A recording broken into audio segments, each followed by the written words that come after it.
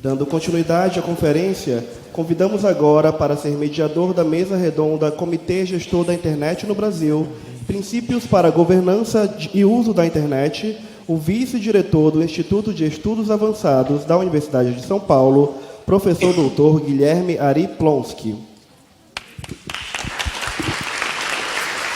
Guilherme Ari Plonsky é professor titular da Faculdade de Economia, Administração e Contabilidade e professor associado da Escola Politécnica da Universidade de São Paulo.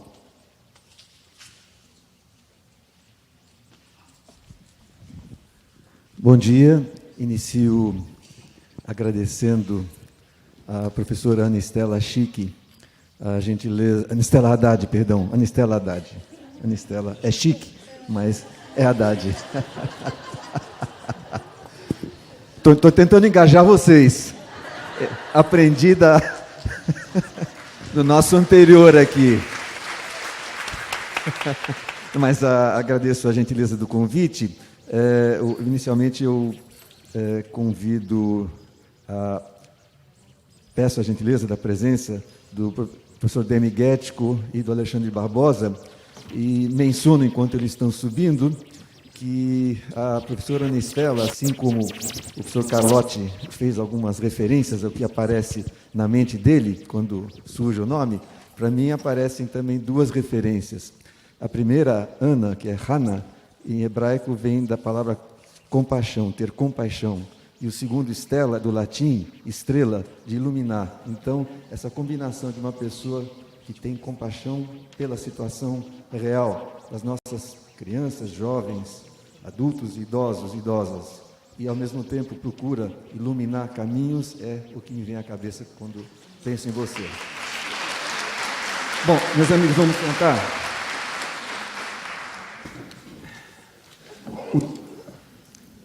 O tema é,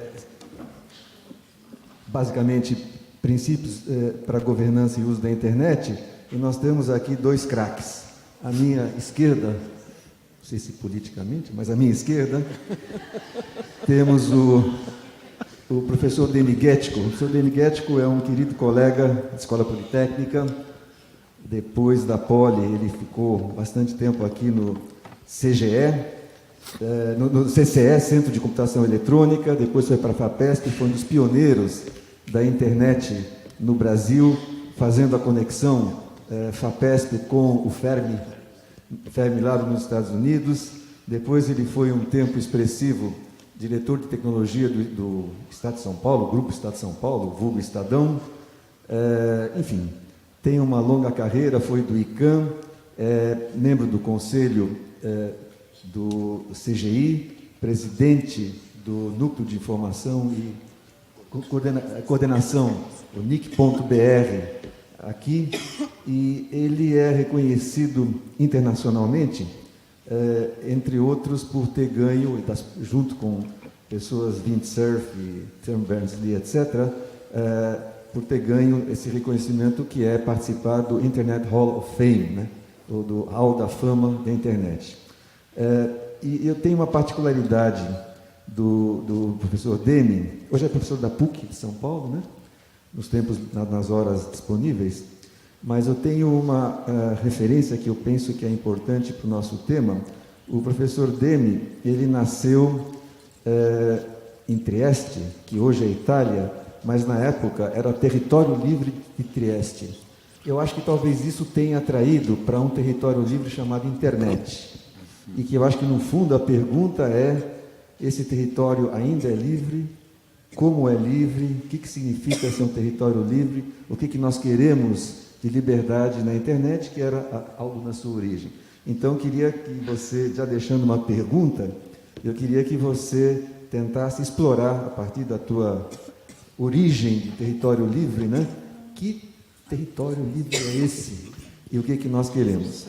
O Alexandre Barbosa, ele é o gerente do Centro Regional de Estudos para o Desenvolvimento da Sociedade de Informação, CETIC.br, que faz parte desse sistema NIC.br e que, essencialmente, estão sob a égide do CGI, Comitê Gestor da Internet BR. O Comitê Gestor da Internet é um ente plurinstitucional, plurivisão, governo, provedores, academia, usuários, etc. Muito interessante e, em particular, talvez essa seja a razão pela qual a Anistela Haddad teve a gentileza de me convidar, porque o Instituto de Estudos Avançados pela Universidade de São Paulo e o CGI, nós estamos numa fase de, vamos dizer assim, noivado, para fazer coisas interessantes, e certamente essa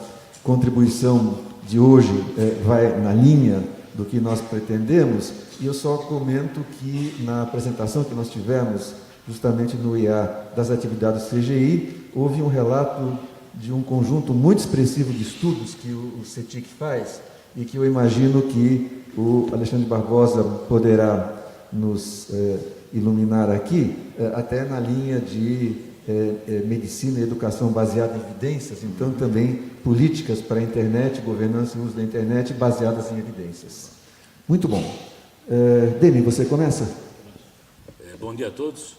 É uma honra e uma alegria estar de volta à alma mater aqui, à USP, né, onde eu fiz a escola politécnica, depois o mestrado e doutorado, mas é sempre aqui na USP. E de vez em quando a gente consegue se reencontrar, e o professor Ari Plonsky também, desde a época da Poli, do IPT e tal, a gente tinha um grande contato e é muito bom nos revermos.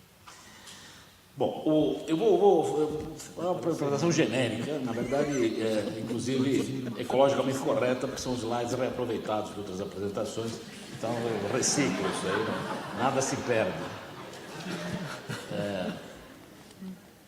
Bom, eu vou começar com alguns comentários do que eu acho, quer dizer, tem várias versões dessa história da internet, como é que não é, cada um tem a sua aí, e a gente teve a chance de visitar o professor Kleinrock, que está vivo e atuante, bastante ativo, na Universidade de Califórnia, em Los Angeles.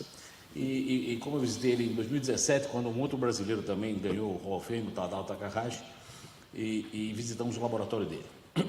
Eu estou dizendo isso porque no laboratório dele tem uma plaquinha lá em cima, acho que ela está maior aqui, está aqui, ela está maior, onde se consigna, 29 de outubro de 69, o primeiro momento em que houve uma troca de pacotinhos de dados entre máquinas, né, no caso na máquina de Stanford com a máquina da Universidade de Califórnia.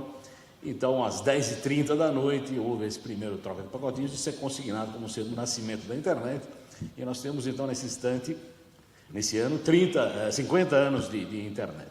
Então, isso é uma data importante. Uma outra coisa interessante, que eu não vou perder tempo, por tecnicalidade, mas só para comentar, ele está do lado de uma coisa que parece uma geladeira aí, mas essa geladeira, na verdade, é o tal do INPE.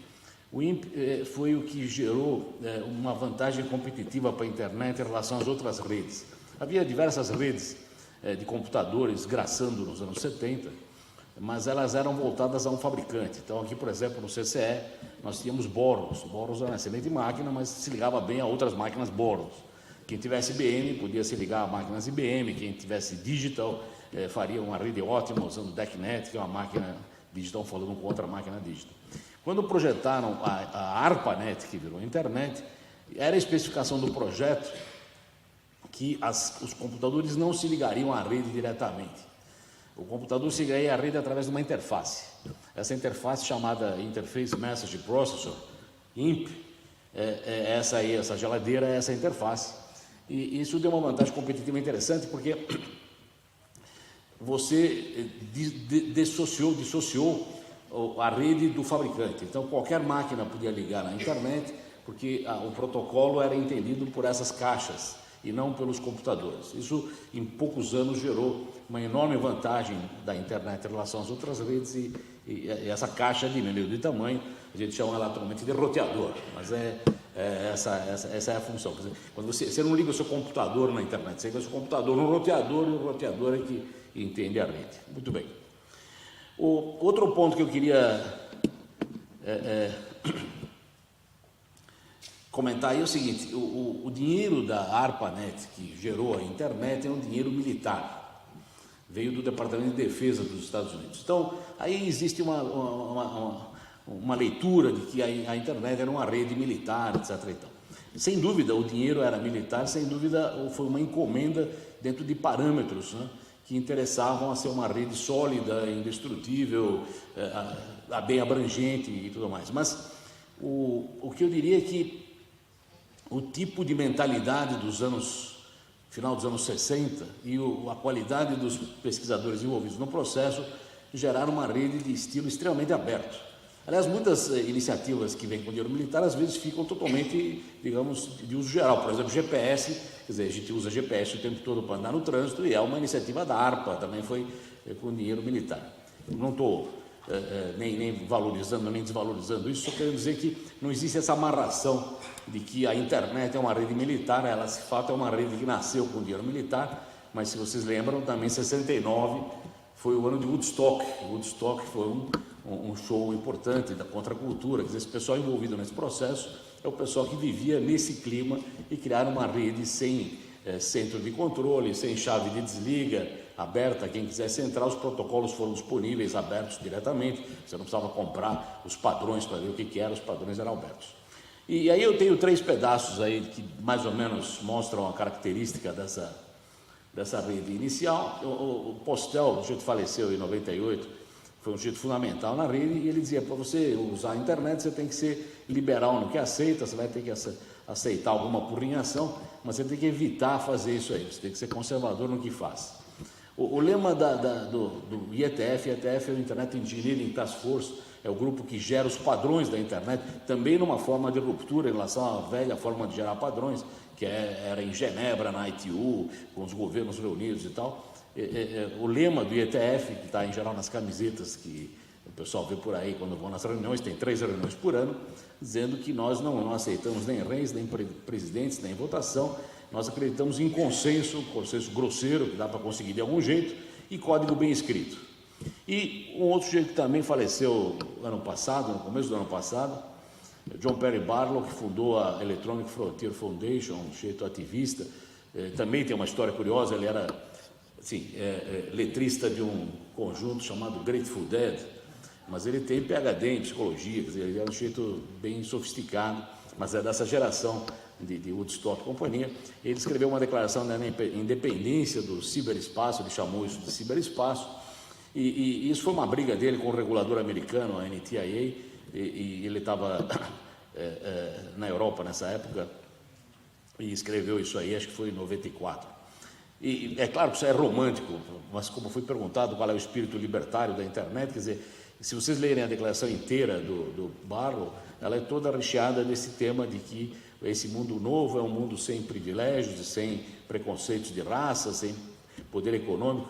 Essas coisas eventualmente mudaram um pouco, mas esse era o lema que o pessoal lutava por naquela época, né? Que todo mundo pode falar o que quiser, não vai ter restrição à liberdade de expressão, não interessa quão esquisito seja o que você quer falar, você vai poder falar, e indo mais longe, inclusive, coisas como propriedade, direitos intelectuais, blá, blá, blá, identidade, não se aplicam aqui, porque aqui não tem matéria, só tem eu acho que essa é a outra apresentação, eu estava achando estranha essa apresentação. Essa é uma apresentação, acho que o PowerPoint é outro. Podemos ir por aqui também, mas eu estava achando estranho a ordem dos slides. Faz 50 anos da primeira troca de pacotes, a web que é uma aplicação na internet, mas hoje é uma aplicação tão importante que praticamente se confunde com a rede, tem 30 anos. O BR, que é o NIC é uma sigla que internacionalmente, desde o começo da internet, era usada para Network Information Center. Então, NIC é o nome, tem o NIC da Alemanha, o NIC do Chile, o NIC de um monte de lugar, é o Network Information Center. Mas, para colocar em português, nós trocamos para Núcleo de Informação e Coordenação. Mas seria um nome esquisito se não tivesse uma base já, digamos, de tradição na área. Então, faz 30 anos que o .br funciona, o .br é, digamos, a vaca leiteira do CG e do NIC, porque graças ao registro a gente tem recursos para fazer coisas na internet. O decálogo do CG, que é o tema da apresentação, tem 10 anos. A NET Mundial é uma reunião que houve aqui em São Paulo, muito importante, fez 5 anos esse ano, e o Marco Civil da internet também fez 5 anos. Aqui está a mesma placa que vocês viram no caso anterior, aqui está o Kleinrock, provando que a apresentação é ecológica, aqui está a lei do Postel e do David Clark, e aqui está o Barlow num outro formato, mas com a data aí, a data disso aí, como eu falei, foi 96, e ele estava em Davos. Muito bom. Então, essa rede que foi criada desse jeito, eu não quero me estender muito aí, porque não... É uma rede que é uma rede ponta a ponta, ou seja, origem, destino, conversa, assim, ninguém devia interferir nisso, né? Essa é a história da neutralidade. Esse roteador que eu mostrei devia ter como função só encaminhar pacotes. O núcleo da rede devia ser simples, e ele é simples, por isso que ela pode ser escalável e crescer rapidamente. Então, se você quer usar criptografia, você usa. A rede não vai criptografar para você e nem vai desencriptar. A rede não vai dizer que você é quem diz ser. A rede não vai julgar se a sua identidade é correta ou não, se você está enganando alguém. E tudo isso que você quiser de dados adicionais tem que ser feito na borda. E, finalmente, os protocolos que a rede usa são agnósticos. Para eles é irrelevante se o pacotinho é um pedaço de uma piada ou se é um dado oficial de extrema importância. Eles se encarregam só de mandar os pacotinhos de um lado para o outro, sem entrar no mérito. E a última coisa importante a preservar é essa história de que na internet você cria o que você quiser, você tem, desde que você respeite os padrões que estão abaixo de você, você cria coisas à vontade. A web foi criada assim. E o que você criou tem sucesso ou não, dependendo da aceitação da comunidade. Se a comunidade acha uma boa ideia, aquilo vive. Se a comunidade acha uma má ideia, aquilo desaparece. Second Life, por exemplo, ninguém mais lembra o que era, mas já existiu. Espero que Pokémon também siga o caminho do Second Life, desapareça. Mas isso cada um tem uma preferência. Então, ela inova, eu não vou perder por isso, mas inova e cria rupturas em todas as áreas. A gente não consegue medir isso aí, não consegue entender exatamente, mas são rupturas muito grandes. Em padrões são criados de outra forma, a conectividade é de outra forma, ninguém mais usa DDI em telefonia, modelos econômicos são outra forma, o jeito de receber informação mudou tremendamente. A associação de indivíduos fazendo grupos de interesse e de apoio é diferente. Você pode ter gente de todo mundo que tem a mesma ideia que você, unido para fazer algo, algum objetivo. Poder e controle também muda. E tem coisas mais simples, como interface com o governo e dados públicos. E uma coisa muito complicada que está sempre em discussão é esse negócio de legislação. Porque como a internet não tem claramente fronteiras, não há uma legislação que seja muito efetiva. Então, como você trataria problemas que dependem de nação para nação numa rede em que as fronteiras praticamente não existem? Bom, isso aí eu não vou avançar nisso. Quem cuida da internet clássica era esses órgãos aí, o IAB e o IETF, que são órgãos de voluntários que se reúnem 3 vezes por ano para discutir os temas. Nós, no Brasil, tivemos acesso à internet para o público em geral. Nós tivemos, evidentemente, na área acadêmica, desde 89 tínhamos o BR, em 91 passamos a ter pacotinhos de internet, mas a Embratel foi convencida, na época, em 94, a dar serviço à internet via REMPAC, depois eu posso comentar isso com mais calma.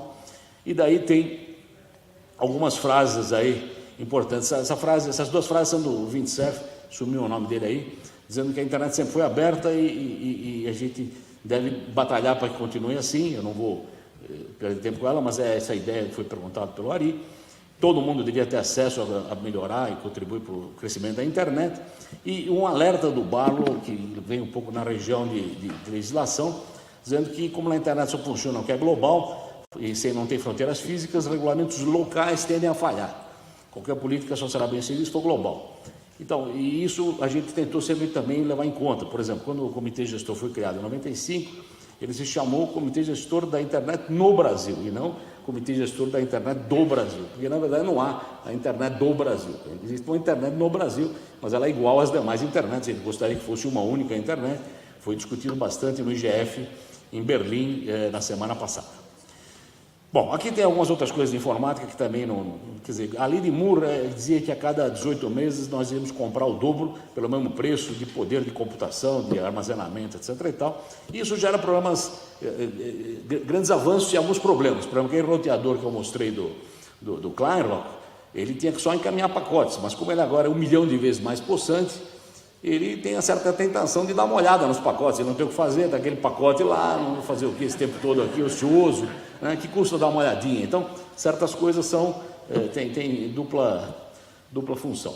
Uma outra coisa, veja, a internet tem um slide final que eu vou antecipar, dizendo que a ideia da internet é sumir, quer dizer, no sentido que você não a enxergue mais, mas ainda temos algumas coisas que nós temos que prestar atenção. Por exemplo, a numeração da internet, o protocolo Internet Protocol, que deu o nome à internet, na versão 4 não tem mais números, né? Nós encerramos, nós vamos ter ainda 2, 3 meses de numeração, não tem mais. Então, expansões na rede tem que ser usando o IPv6, isso também vale para a internet das coisas, para Big Data, etc. e tal. Internet das coisas tem essas discussões, se vai ser todo mundo conectado, inteligente, com progresso e tal, ou se vai ser um mundo de vigilantismo, violação de privacidade, são coisas que nós temos que batalhar. Alguma coisa sobre GDPR e LGPD, que foi uma conquista brasileira ter uma lei de proteção de dados. O CGI e o NIC brigam há 10 anos com reuniões para ter essa lei, agora saiu a lei, vamos ver como é que isso vai ser.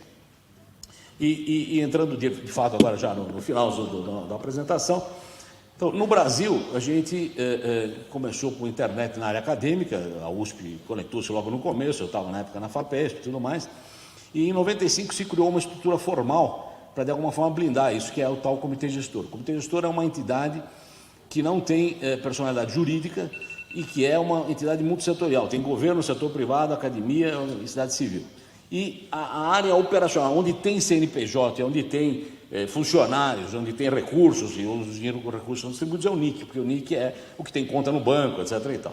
Então, o CGI é o Steering Committee, é o comitê que dá o direcionamento, e o NIC é o cara que é o braço desse processo e faz isso acontecer no dia a dia. O BR, graças a Deus, vai muito bem, está escrito aí, somos a 7ª maior base de domínios do mundo, temos 4 milhões e poucos domínios, custam R$40 por ano, então é muito fácil saber o que entra de dinheiro, R$40 vezes 4 milhões, é o que a gente recebe por ano do registro de domínios, e isso é usado para sustentar o registro de domínios, que gasta, evidentemente, nós temos servidores em vários lugares do mundo, em Seul, na Alemanha, nos Estados Unidos e tal, temos uma equipe grande para atender também, mas sobra bastante dinheiro para reaplicar, nós somos sem fins de lucro, tudo que a gente recebe, a gente reaplica na internet. Algumas coisas que o CGI e o NIC conseguiram em termos de direitos foi gerar os princípios da governança, que é o tema, vou passar rapidamente sobre isso.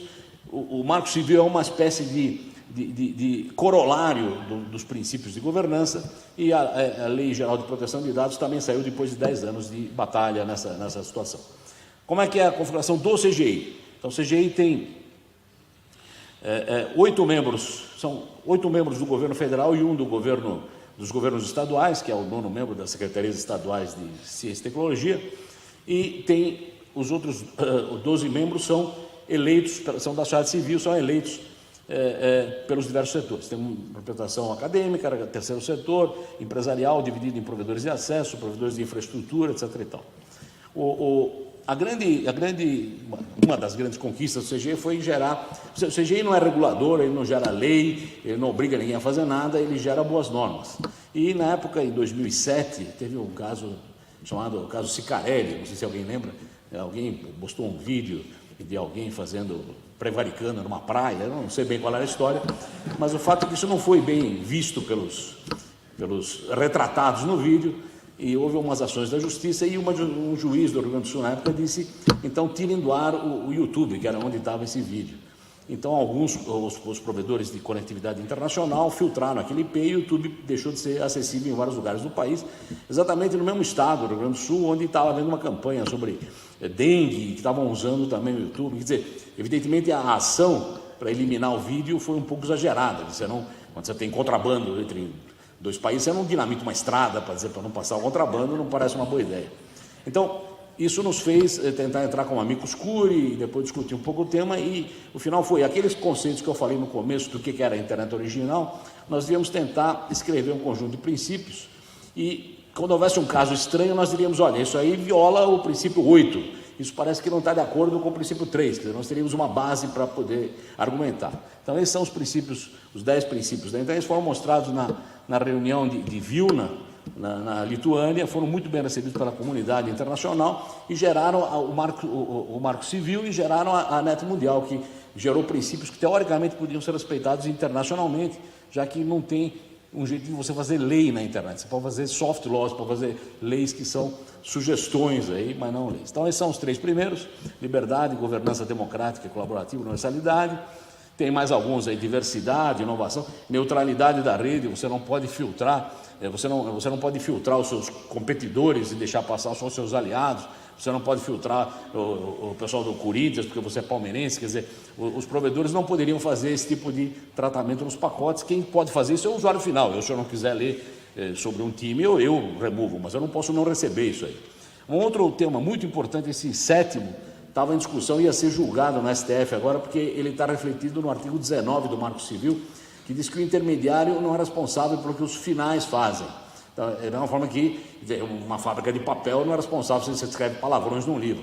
Se você escrever numa parede, um treco qualquer, quer dizer, é claro que existem situações que o intermediário pode ser responsabilizado se ele não agiu depois que a lei disse que aquilo é irregular. Mas se você deixar o cara ser responsabilizado sem mais, você cria uma autocensura na rede. Todo mundo que se sentir prejudicado vai dizer, olha, tira aquilo do ar porque fala mal de mim. Então, esse 7º dizia que os ilícitos devem ser combatidos atingindo os responsáveis finais, e não os meios de acesso e transporte. Isso está no Marco Civil no 19, e houve um argumento de que isso seria inconstitucional, e o STF iria julgar. Nós fizemos uma campanha para que isso fosse preservado, e tem então campanhas na sociedade para preservar o artigo 19 do Marco Civil. O resto é mais ou menos também padrão, funcionalidade, padronização, ambiente legal e regulatório legal, diz que tem que ser mínimo para preservar a dinâmica da internet, mas eventualmente pode ter que ter alguma coisa nessa área.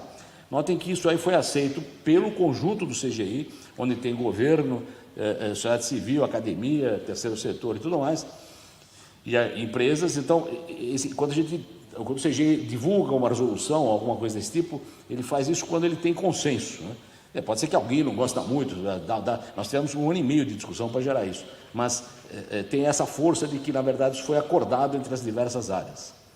O NIC, encerrando aí, o NIC é o que recebe então os recursos do BR, faz esse monte de coisas, faz DNSSEC, que é a assinatura de domínios, faz recursos IP, IPv6, tem servidores de todo o mundo aí, faz uma opção de coisas, tem alguns centros permanentes, o CEPTRO, o CERT, o CETIC, o CEUEB, o CETIC o Alexandre vai explicar em detalhes.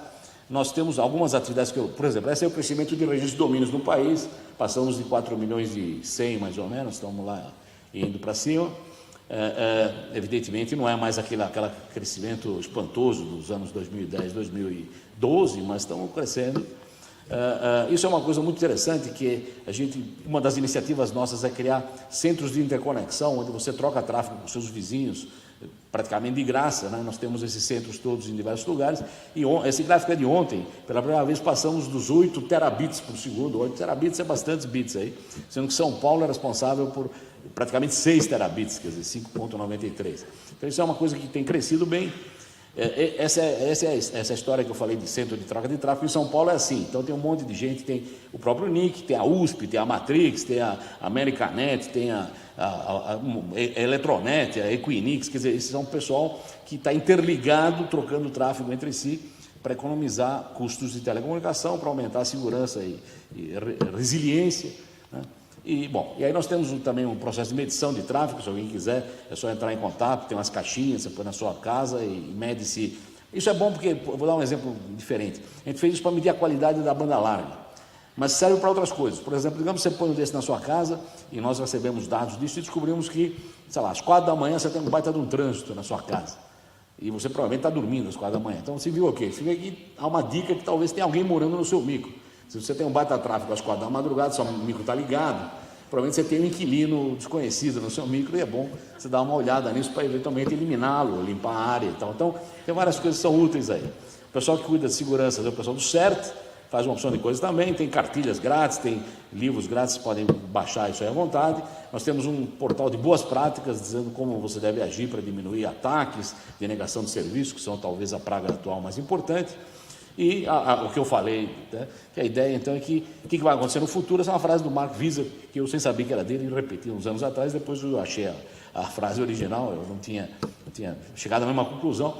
Tudo que funciona bem e que é, digamos, fundamental, você não enxerga, ele desaparece no tecido do dia a dia. Então você não precisaria enxergar. Hoje nós não enxergamos a internet, nós enxergamos as aplicações. Você enxerga o WhatsApp, eu não sei o que, o Google. A internet você não enxerga, ela está embaixo disso. A internet não é isso, a internet é o que permite isso.